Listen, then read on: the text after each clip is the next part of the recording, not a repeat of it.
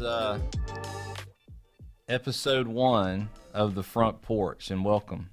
I'm Jason Sykes. Sitting next to me is my wife, Olivia Sykes, and back in the back is Jordan Luby, which, by the way, Jordan is incredible at what she does. I can tell you, this is a first for me. To be honest with you, I'm surprised that I'm even doing this. Talk about a leap of faith. Not a video person. Never imagined, recording a show, or if you call it that, a podcast, whatever the terminology is. But so anyway, Front Porch. Okay, so how I came up with the title of this show is really unique. As you've seen the logo of the rocking chair. So, growing up, sitting on Grandma's front porch was where we, talked about problems. Of course, she gave us, her solution. We would talk about things going on today, and a lot of times it would just be a pleasant conversation, but then sometimes it would be a not so pleasant conversation, like, your tail was in trouble. But nonetheless, we worked out a lot of problems personally and with the family sitting on the front porch. And so I kind of felt like, coming up with a name for the show, that would be, somewhat of a good name. I mean, it's kind of odd. What do you think, Olivia? I mean, did you? Okay, Olivia has no comment. It sounds homey. Okay, well, it is. So, but to tell you a little bit about myself, I'm Jason Sykes. Come January 1st of 2023, I will have been a mortgage banker for 25 years. I live here in Brandon, Mississippi, married to my wife, Olivia, here. We just celebrated 19 years. I'm still alive, thankfully. I mean that in the nicest way, honey. It should be, I'm still alive. Well, no, I'm still alive, but you haven't killed me yet. But That's anyway, so we've lived in Brandon, I don't know, what back since 2007. We've got 3 children. Son who's 16, Ethan. Mallory, she's 15, going on 30. I love you, darling. Liam, he's 11. And I can't leave out the dog, Kimber. God love her. She 4.5. Well, 4.5. almost 5. Oh, really? That's amazing. Okay. So to talk about Jordan Luby. So Jordan we've been friends, what? Over 10, a long time. Yeah, long time. Jordan works at our church in Brandon, Mississippi. And so we met, I guess, when I started doing kids' church, would you say? Yeah. A long time ago? Yeah. Okay, so Olivia, tell everybody a little bit about yourself and who you are and all the things. I wasn't quite prepared. But, so, I'm Olivia, and I'm a real estate agent. I've been a real estate agent for about a year and a half. But prior to that, I was a stay-at-home mom for a long time. Just taking care of kids, doing the dishes and washing the clothes, and I still do all of those things. But anyways. Wiping the tears. Yeah, wiping the tears. Keeping and the kids from killing each other, strangling each other, fighting with each other. It's a thankless job. That's right. That's pretty much it. Well, and Olivia grew up in Brandon. Oh, yeah. I grew up here, born and raised in Brandon, Mississippi. That's right. So, why are we here? Why are we doing this? So about, over a year ago, we started a nonprofit called Cultivate Vision. And kind of how that came about, early part of 2020, our family, we had a bit of a challenge with one of our children. And really it just stemmed from years of bullying in school, a lot of the problems that our children face nowadays that we really as parents don't think about. I think sometimes, we have such a hard time, with our day, we tend to not realize that, oh, well, wait a minute, what's going on with our kid? What's going on with what happened in their day? Because when they come home, they tend to bottle up, and they don't talk about, how they're feeling very often. It's almost like they don't know how to communicate that. But anyway, so we had a situation that, that kind of made us stop and think that, hey, we really need to notice, and we really need to focus, and we really need to pay attention and try to find a way to help our children, get through some of the challenges and anxieties that they face on a day-to-day basis. And so I found myself around Memorial Day, of 2020. This was right when COVID, the pandemic, was wide open. I checked myself into the hospital because, quite frankly, I thought I was having a heart attack. I can remember you came home from the grocery store, and we had just got back from vacation. I looked at Olivia and I said, "Hey, I think I'm fixing to have a heart attack, or I'm having a heart attack." And you were just kind of like, I knew he wasn't "No, having you're a heart not." attack. Well, I was kind of freaking out, and I was sitting here thinking, does she think I'm joking? Yeah. I mean, Jordan, it was like my heart was pounding outside of my chest. He was kind of really mad. He thought I was pretty heartless. Well, But I knew it all was in an the anxiety moment. attack. It was, yeah. So I go to the doctor. Well, look, I go to the doctor. I go to the clinic there in town, and the guy does what is it? An EKG? What is it? Is that what it is? Probably. Okay, Yeah. whatever. And so the guy takes my heart. Yeah, the EKG. They look at the rhythm of You know your what I'm heart. talking about. So, and he looks at me and he just says, "You know what? It's probably not a bad idea that you go check yourself into the ER." I'm like, "Okay, this is real." So I'm a little more freaked out. So I go to the local hospital, and of course, it wasn't easy getting in there at first. So I had to do all these tests, whatnot. But the bottom line is, after a day, I guess a full day there, I spent the night. They did all these tests all through the night. That he said my ticker was fine, but I still didn't know what was wrong with me. And really, 3 days later, after having a sincere conversation with my I guess you would call him my regular doctor, he looked at me and he said, "Jason, man, you're having an anxiety attack." And I'm thinking, anxiety attack? Me? No way. Is that what this is? And I told him, I said, "Man," I said, "it's not like I sit here and think about, some of the tough things, some of the, bad times in my life, or some of the tough things that I've experienced." And he said, "Well, it doesn't matter." He said, "Your brain is like a CPU that just continues to replay and replay and replay. And, whether you realize it or not, it affects your body in a not so good way." And so that's what was happening. I was having an anxiety attack. But I was laying there in the hospital, and I remember laying there, and it was, I don't know, it was probably around midnight, and I think they forgot about me actually for a minute there. But I said, "You know what? If this is happening to me, I can only imagine what my children are really going through or experiencing. Not on the same level, but then again, maybe some. I mean, I would say, look, we're all the same. We're just wired differently." And so I thought to myself, I need to do something. I need to come up with something to try to make some sort of difference. I mean, we can't keep going the way we're going. So to rewind back a little bit, my oldest son was, diagnosed with Asperger's.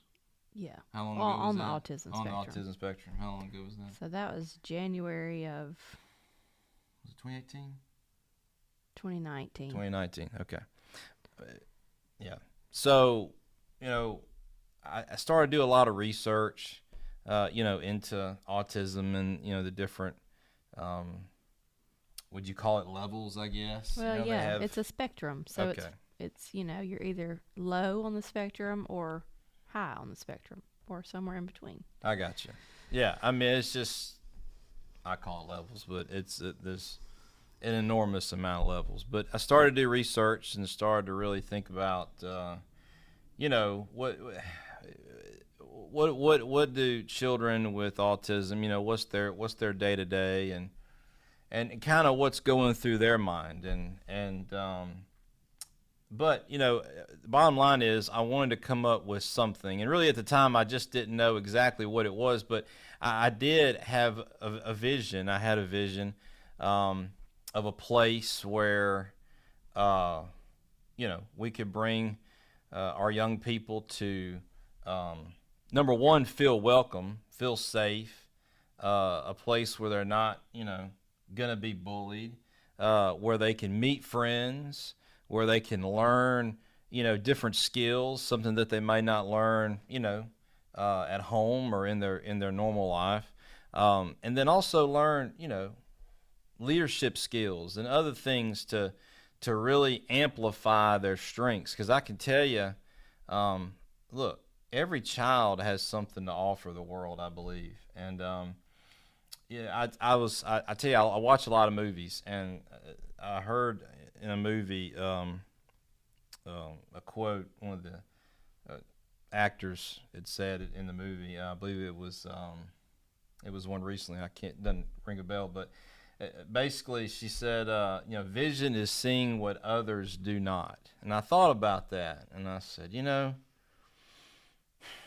that's perfect for the name, you know, vision. Okay, well, what's another word that I can put with that? And of course, you know, all my life, if I haven't, you know, been in school or doing mortgages or playing music, you know, early on, you know, I was helping, you know, doing farming work and various other things, and honestly, you know, who says they love doing work? Well, I guess I'm weird. I like, you know, being outside. I like playing with the big toys, the big machines, and doing those types of things, and cultivating, you know, land and and all the things you can do to make land look pretty, and you know, have it feed you and have it make you some money and give you a place to relax. So I came up with the name, you know, cultivate vision, and then the vision, you know, is again seeing something that others don't. You know, I see that we have the opportunity to do a great thing in the community with our children. And I'll tell you, talk about another quote. So I do know where I heard this. Now, I'm a huge Denzel Washington fan. He's incredible actor. I've probably watched every movie he's ever made. I'll tell you, and in the beginning of Equalizer 2, he said, well, it wasn't it was a painful scene for the other character, but he looked at him and he said, "There's two types of pain in this world. There's pain that hurts, and there's pain that alters." And I can tell you, just like everyone, we've all experienced different kinds of pain. But I can tell you, I realized that, you know, when I went through the pain of just watching my children suffer,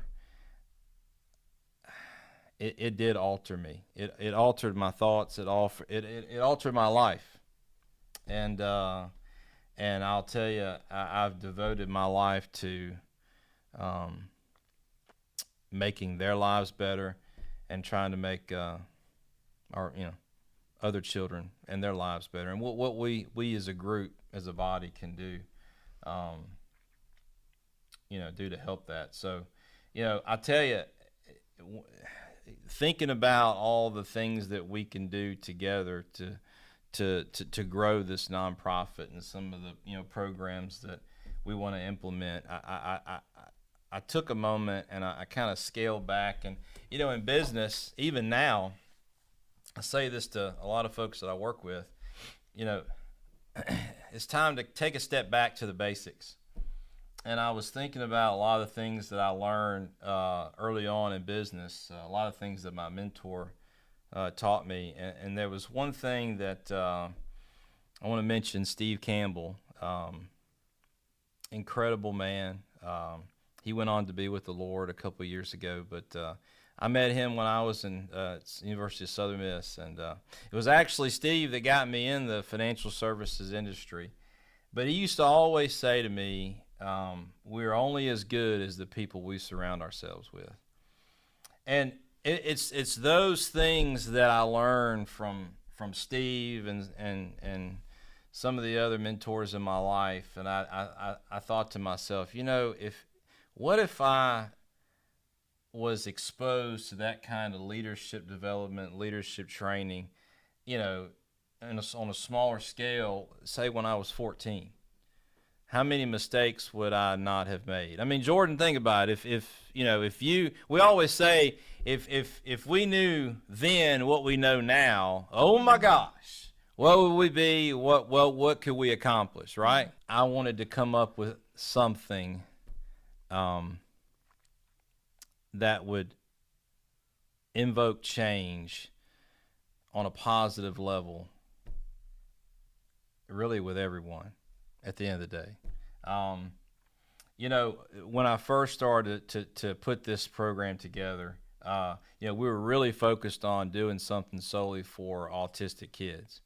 And I'll tell you, really, we want to have programs for not just autistic kids, but really for all of our young people. And the reason why I thought this through, and I prayed through it, I studied about it, and I really, really thought long and hard about it. And not to take anything away from different, nonprofit organizations that are specific to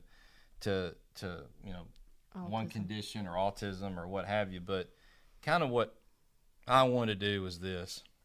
I wanted to introduce several things that I'm going to get to in a minute to all of our youth, because the way I look at it is number one, young people, well, me included, all right, adults, everybody. I am not an autistic expert, okay? I'm not an expert when it comes to epilepsy. I'm not an expert when it comes to other things that people may suffer through, health-wise, mentally, physically, what have you. So the bottom line is, okay, well, if we were to help educate people on, hey, this person here, same as you, they just, they may take something you say a little differently, and here's why. Okay, educate folks, educate the public, educate everyone on, what it means to be on the spectrum, or what it means to have this, type of, I don't want to use the word disability, but to have this type of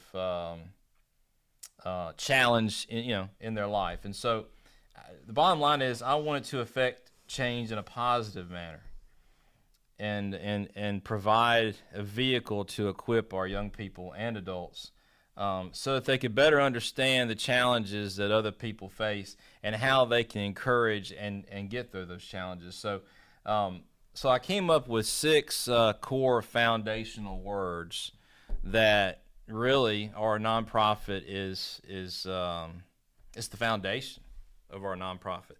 I hate these chords. See, guys, I'm not a video expert. I promise I'm going to get better as we move along. I Nerves. doing the best. I don't want to say no. Well, yeah, I guess I don't want to mess up. Jordan's shaking her head. Okay.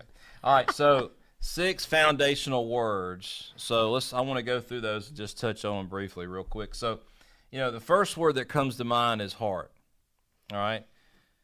And what do I mean by heart? Well, bottom line is I'm a businessman. I don't want to sit here and say that's all I know, but, so when I think of the word heart, all right, I think of someone giving it their all, okay? I'll tell you one of the stories movie was made about this man, the life of Rudy Rudiger. Look, they would say all throughout that movie and throughout his story, his football coaches, if you had half the heart of Rudy, I mean, the guy just wouldn't give up. I'm sure half the planet has seen that movie, and it's I mean, it inspired me because, look, I wasn't the sharpest tool in the shed growing up. I truthfully, up until even after I had started my career, I still didn't know what I was going to do. I think I focused on the same thing that most young people focused on, and just having fun and,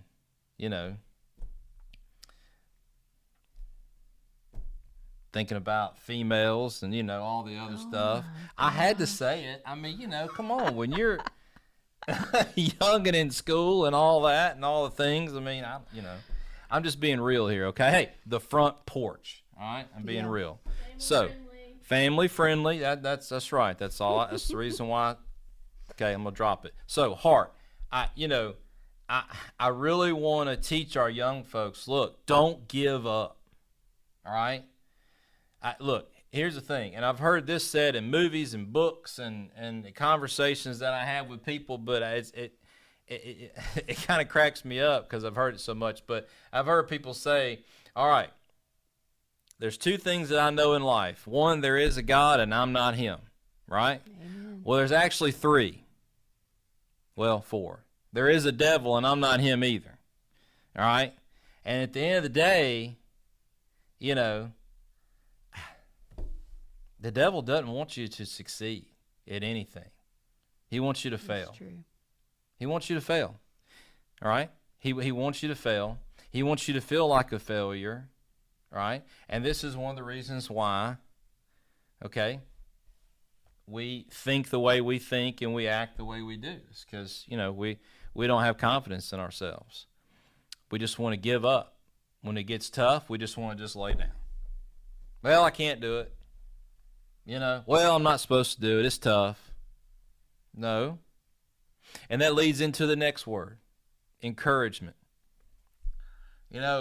I can tell you, and I'm going to have a lot of different guests on this show. Some of them I'm really shocked that, are going to come and help us out and talk to us. But, I'll tell you, encouragement is key. It really is. If you don't have someone, all right, in that boxing ring, in your corner, cheering you on, reminding you that, hey, you've got what it takes to get over the finish line. You can do it. You can make it, period. And give you the words that you need to hear. There's Olivia, you talk about love language and things like that. Mm-hmm. Everybody has their different, I guess, language, words that really either A, set them off the deep end, makes them mad, or B, words that, makes them forget about all the bad and think about the good. Words of affirmation. Okay, there you go. See, that's why she's here. Thank you, babe. I appreciate that. So, encouragement, huge. All right, next, spirit. Now, to me, spirit means two different things. Okay? All right? The bottom line is, okay, so when Jesus ascended to heaven, the Holy Spirit came, and I'll tell you, I don't know where I would be without the Holy Spirit in my life. Okay, and having the Holy Spirit and depending on God for everything is important, and understanding that. Okay, and understanding how that works, and not being afraid to share that. That's key. And then also spirit, okay, being excited about what you're doing. Be exciting about who you are. Not being complacent, but being excited about where you may go, what you may do, what impact you might have on somebody in the future. Doing the things that we as a body can do if we come together. Okay. The fourth thing is skill set. Now, I can tell you, my father was a military man. And by the time I was 5, so there was a certain way in the house that it was a certain way to do everything. There was a certain way to fold clothes, which is the bane of my existence, Ugh, by the way. yes. There was a certain way to vacuum the carpet. And, there's probably somebody that's going to watch this and they're going to say, what's a vacuum cleaner? What? Well, you don't really see a lot of carpet in houses well, anymore, I guess that's so true. I don't know. There was a certain way of shining your shoes, all right, making your bed, doing all these things, right? But look, to go a little further, skill set. So, I think it's important, all right, for everyone to know how to do things, right? To know how to fix things, to know how to grow things, to know how to make things. I can tell you, look, when I make something with my hands, I tell you what, no, forget me. So when I watch a young person make something with their bare hands and see the glow on their face, it's incredible. Because to see that, hey, I've accomplished this, Yeah, that's a big deal. I mean, it is a big deal. They overcame a challenge. And so, doing things as a group, I've made so many friends, learning how to weld and do different things. I mean, it's really been an incredible experience. So the next thing I want to talk about is leadership. Leadership's important. Look, I've found myself in what I call the ditch so many times. I'll let the world beat down on me, kick me, just cut me and leave me for dead. And if I didn't have a lot of the leadership that I've had in my life, I'd probably still be in the ditch, honestly. I think leadership's important. Personally, I think we should all try and teach our young people to somewhat be a leader, whether it's in a small capacity in their church, in their community, in their school, or whatever they're doing, or if it's in a large capacity, But at the end of the day, the core principle of leadership that I was always taught is you lead from the front. You lead by example, okay? If you're going to talk about it and you're going to teach about it, then you need to be doing it. And you need to know how to do it. And you need to show people how to do it. Don't just, don't just talk about it. Do it. Okay? That goes into a Bible verse. And I was actually going to end on this, but I think I really should talk about it now, but real quick. So something that's always touched me is Matthew 5:15. And Jesus said here, "Nor do people light a lamp and put it under a basket, but on a stand, and it gives light to all in the house. In the same way, let your light shine before others, so that they may use your good works and give glory to your Father who is in heaven." Now, being a leader, that speaks to me because I need to make sure that whoever I'm leading, okay, I have that light that's shining and they can see it. And I pray every day that I do good works that they see and that they can learn from, that they can follow. That, to me, that's what leadership means to me, okay? And then last but not least, strength. This is a tough world. Jordan, Olivia, I'll tell you. This is not something our young people are taught. No, it's some of the things out there, it'll chew you up and spit you out. It's gotten tough. I'll tell you, the pandemic has made a dent in our society socially. I think a lot of people don't. I think they've lost the ability to be social with one another face to face. Look, nothing against social media. I use it. It's a good communicator, but a lot of people, I mean, their lives are dependent on it. I've seen some memes floating around, kind of depicting society. I think some of it's been a little extreme, but there was this robotic hand that had a phone and it was in their face like this. And I think about it honestly. If you go to a restaurant, most folks are sitting there as they're waiting on their food. They're on their phone. They're not talking to whoever's at the table. Look, not that's a bad thing. I'm guilty of it. I mean, shoot, I'm on my phone checking emails or looking at text messages or whatever. But sometimes I have to make a mental note. Hey, I'm here with this person. I might as well talk to him, right? I mean, I might as well look at him and say, hey, what's happening? I didn't mean to yell in the microphone. Sorry. I'm figuring this out, so bear with me.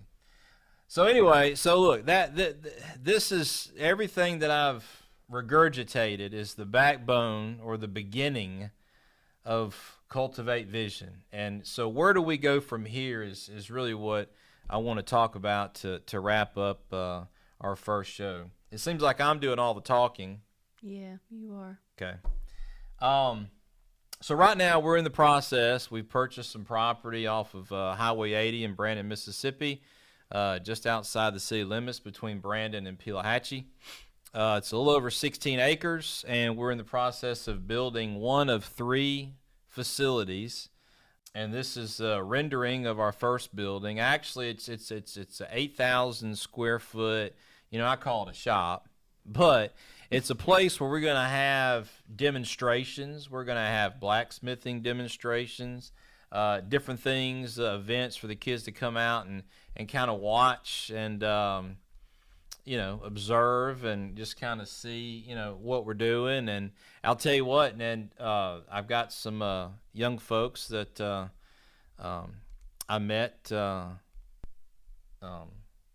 during the time that I was learning how to weld and do other things that we're going to get together and we're going to make some stuff, and that's going to be some of how we support Cultivate Vision. But that's going to be the first building, and look, we're going to have events for families to come out. We got a lot of room. We're going to have barbecues and all these things, and just a place for young people to come and meet and watch some pretty cool things. And we'll make things like ball openers and hammers and all kinds of other cool stuff, and show some of our young people how things were done long time ago. But we think it's really cool. We're going to have a monthly newsletter, so we're going to give you updates on the building of these buildings, different quotes, different things that we may be doing in the community.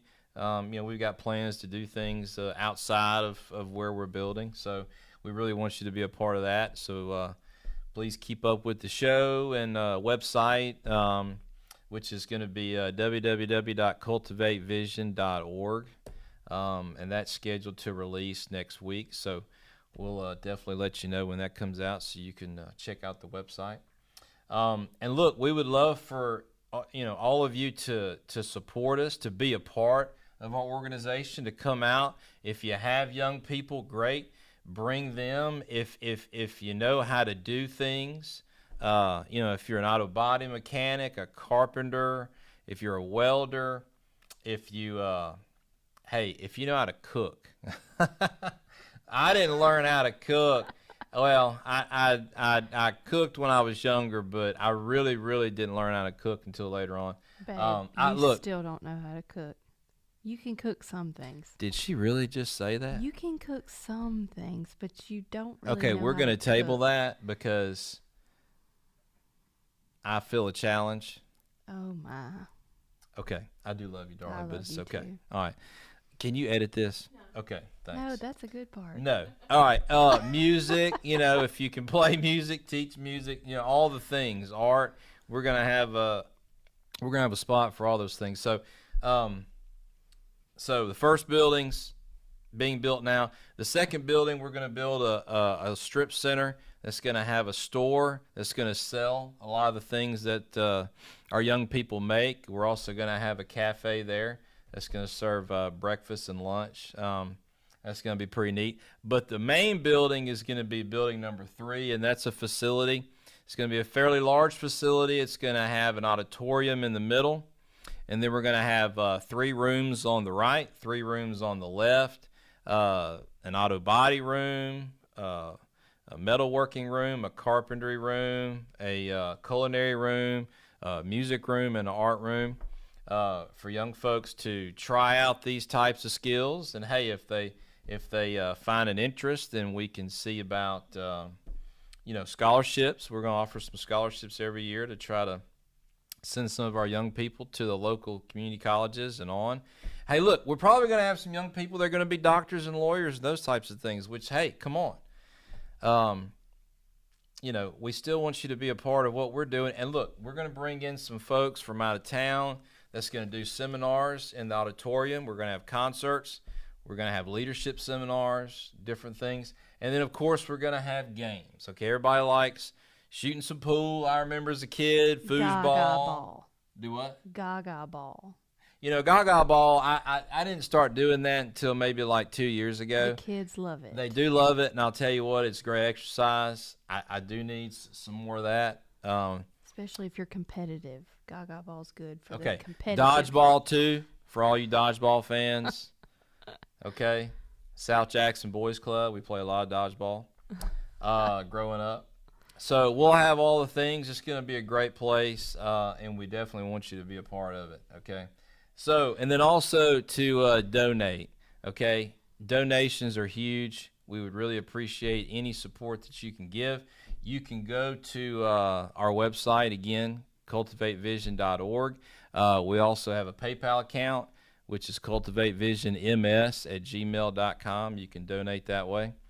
You can donate. They're going to be able to donate through social media. Yeah, we can do links. Yeah, links. Okay. All right. So we'll that's actually probably already out. So that'll come out when this video is put out there for you. So any donations will be great. It is tax deductible. Yes. So whatever donations you make to Cultivate Vision, you can definitely deduct from your taxes. So awesome there. But we need you. Yes, we do. We need you. We can't do it without you. That's right. Anything you want to say, Olivia, to wrap this up? I'll tell you, but before you do, so doing this podcast thing, I will tell you at first, I mean, this is not a comfortable seat to sit in. I tell you, I watch a lot of podcasts and a lot of what I don't. Do you call this a vidcat? I don't know. Whatever. Talk show. I don't know. And I think to myself, man, these guys, they look like they're pros. But then I noticed some of them. I mean, they're sitting there in t-shirts and shorts and flip flops. I mean, you definitely got to be comfortable when you know you're. I mean, I don't know. At one point, God willing, I may be looking at 1 million people. I don't know. I mean, I know that's a huge goal. Okay, I get that. But I feel a need to sit really straight in this chair to have good posture so I don't look slouchy. Okay. Can you edit my posture, Jordan? Because we can be too. You can't edit that? We can be too comfortable. Well, this is the Front Porch, and comfort's key, right? Comfort's key. And we'll get to that on another episode. But anyway, I'm sorry. I didn't mean to interrupt. Anything you want to interject, Olivia, before we get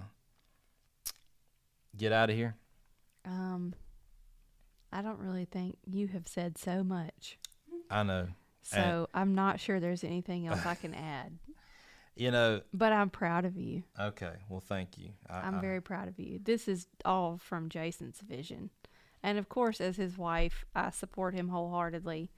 But everything he's lined out here today has been straight from his heart,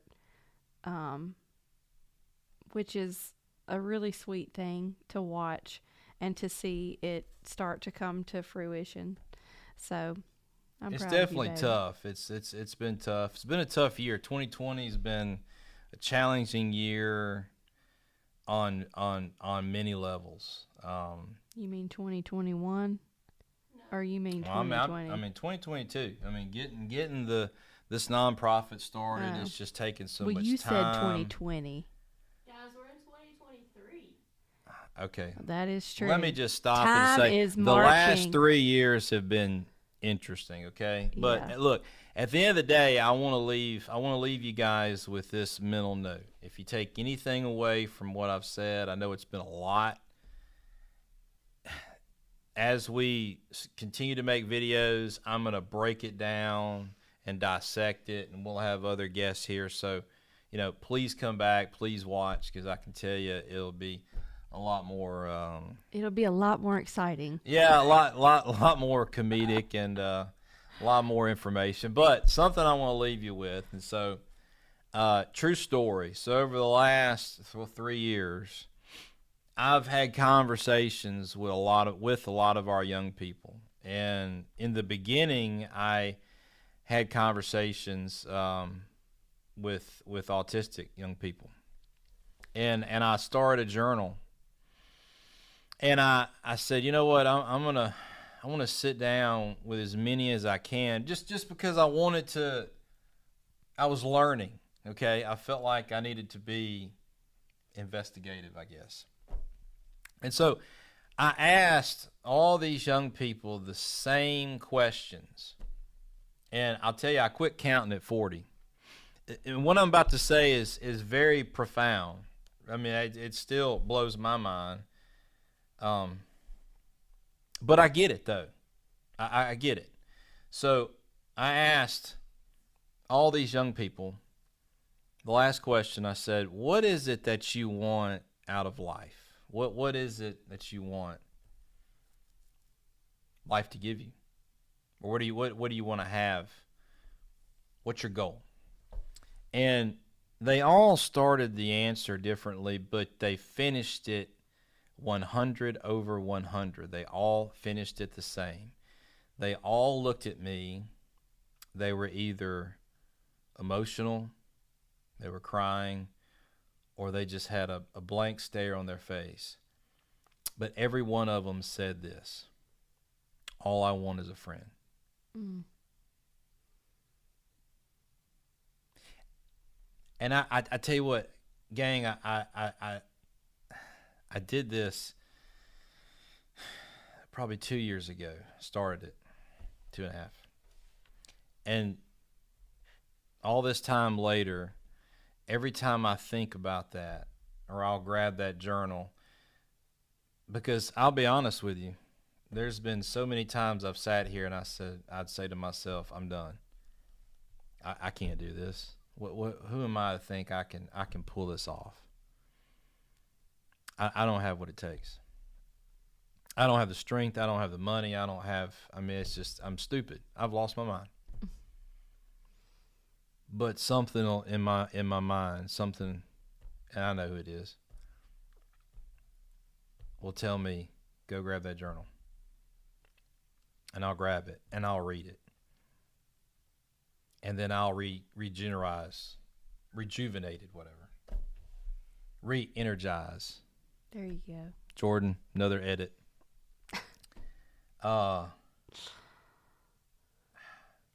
We talk about encouragement. Well, there's my encouragement to say, no, devil, I'm not going to let you win. We're going to do it. So, we all have to have a why. Mm. What is our why? Giving these young people a friend, that's my why. Thank you all. Hope everybody has a great day, and I promise the next episode won't be so painful. Well, it wasn't painful. Maybe a little dry. Well, I guess we're going to find out how good Jordan's editing skills are.